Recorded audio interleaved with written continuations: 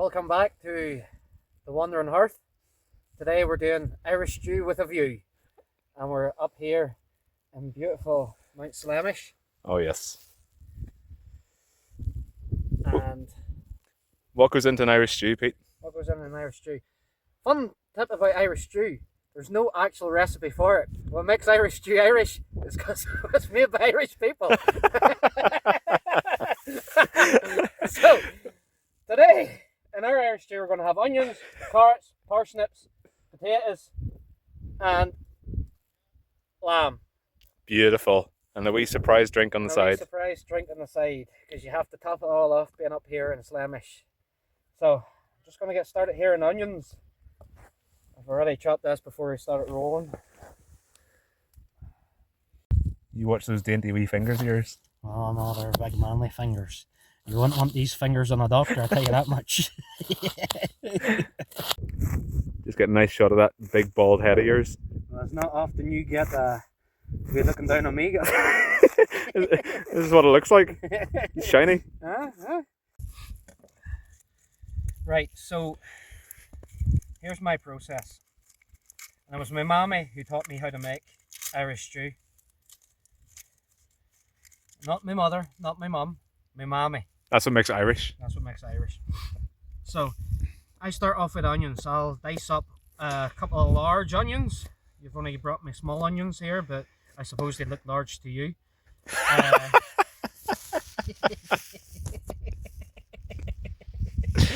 As usual, your directions were probably terrible, but there you go. Carry on. True. Then what we'll do is I'll set the onions on to sweat. And you know all about that. I know all about that. Jeez, I was sweating up that mountain.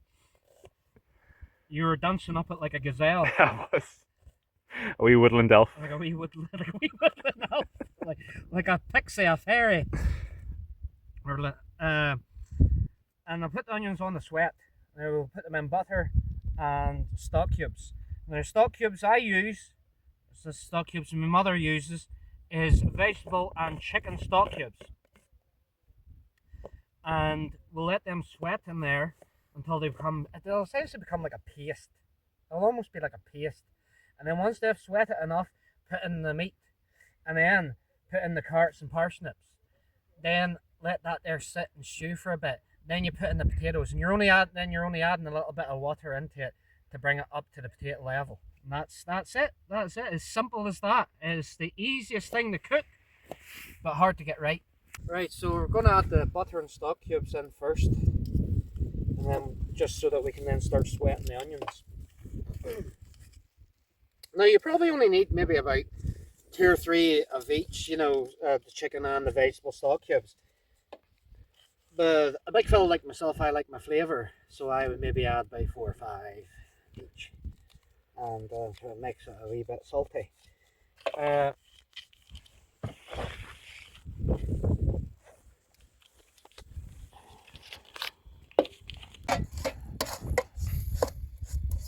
Do you?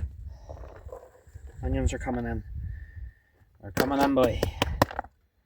Oh. We'll leave some for the wildlife, so we will. The wildlife have to eat too. Those sheep love their onions, don't Yeah, they? they do. Onions. If there's one thing that lamb goes well with, it's onions. You go to a shop and you go looking for a vegetable peeler. What would you find? What kind of vegetable peeler would you find? One with a wee handle and a blade on it. And plastic. Plastic handle. Go on. And then you use it and it falls apart. True. Yeah, breaks on you. This here boy here, I specifically went out looking for this boy here because it was metal. It's sort of like whenever you get a brush and the brush shaft or a mop, and the mop shaft's made of tin or some kind of like aluminium or something like that. Those tin mops, those tin mops they're dreadful. Like what was ever wrong with a good wooden shaft? I do like a good old parsnip. Yeah, same here. A very underrated vegetable, would you not? Very underrated.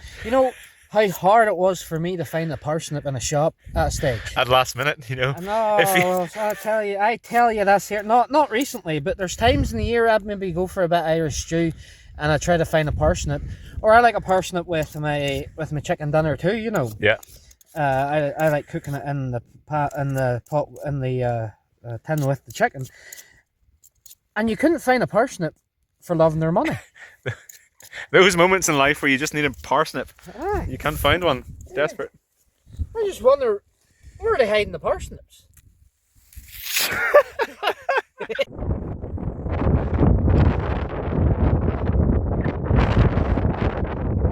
Yeah.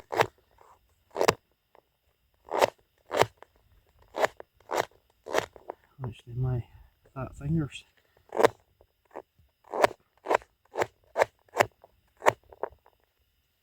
Well. Look at the line. Look at that there. I should have got a bigger lump of leg, but sure, plenty of meat in this boy. That's where the flavour's at. People don't like the fat, and then go for lean meats. You need the fat for the flavour. Bit of fat never hurt anybody. You know what they say? Clean meat never fatten the pig.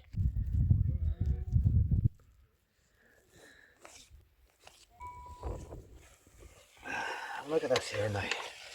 Now, normally I would chop up my meat a bit thinner than this, but I want nice big chunky pieces of lamb in this. So you want to do is you want to agitate it a wee bit now and again. You're good at agitating, aren't you? You're great at that. You beat me to it. You're the right man for the job, aren't you? Nope, I don't want to put that in there.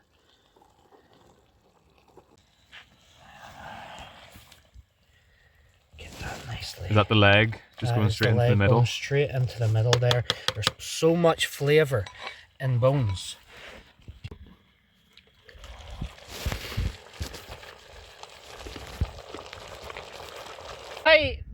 We're using rooster potatoes at the minute, but realistically what I love in a good Irish stew is a cypress. And why is that? Well, I just find that, see, I'm using rooster because rooster it will stick together. My Irish stew is brothy, so you're going to have a broth in it. Now I know you maybe get Irish stew and it's like a mush. You know, the potatoes falling apart or more like a mash, and for me that's not the Irish stew I grew up with. The Irish stew I grew up with is a solid potato. Quarter the potatoes.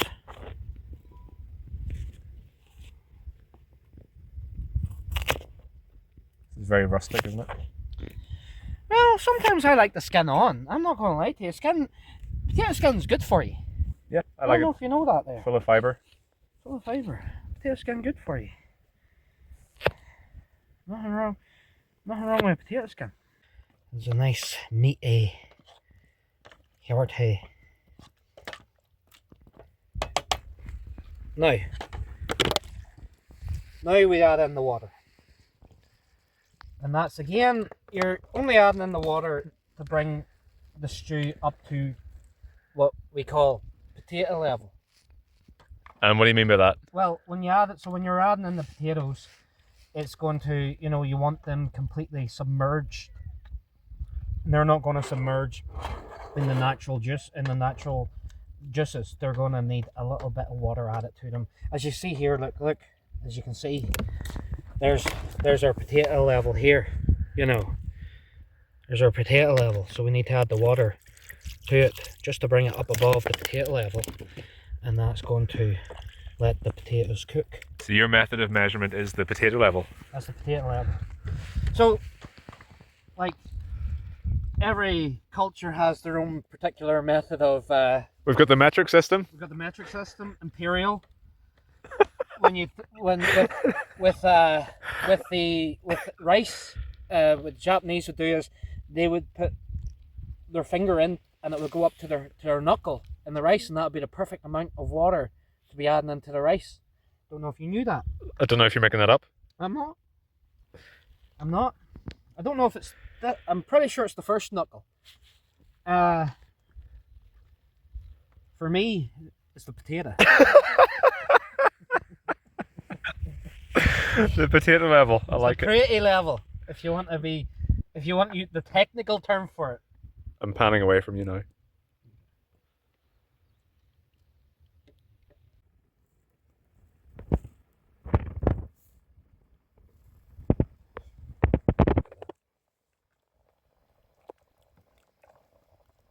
That has to be the most relaxed way I've ever seen anyone build a campfire. I'm telling you, you know, there's people. There's these here people out there doing survival videos. They're stressing themselves, and they're. I'm sitting here in a shirt at You're the top of a mountain, conserving energy, conserving energy, maximum efficiency. maximum effort, and efficiency. And all you need to do is just relax. Enjoy the wind flowing through your skin. Now that there colour there is the colour of stew I would have grown up with. That's how my mommy made it.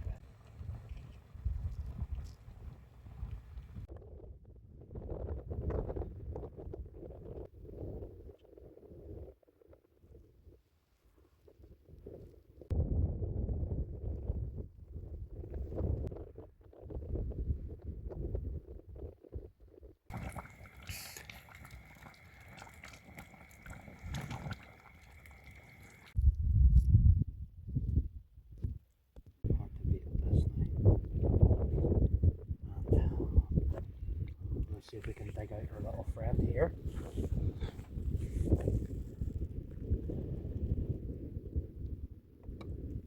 The sun just came out as you lifted that bone out there, Pete. I think that's a sign. There's a sign there.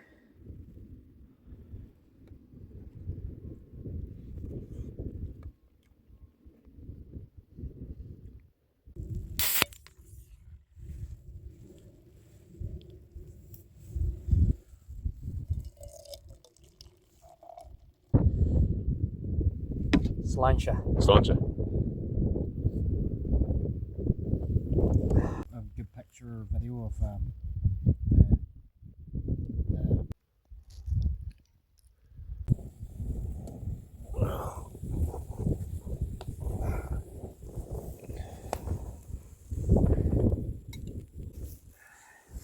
words can't describe how good this feels. Sitting with a nice wee fire. Brilliant stew. Brilliant view. Good company, I was waiting for you to say.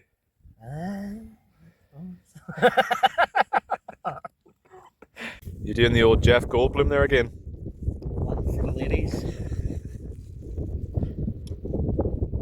Margin. Floats your boat, you know.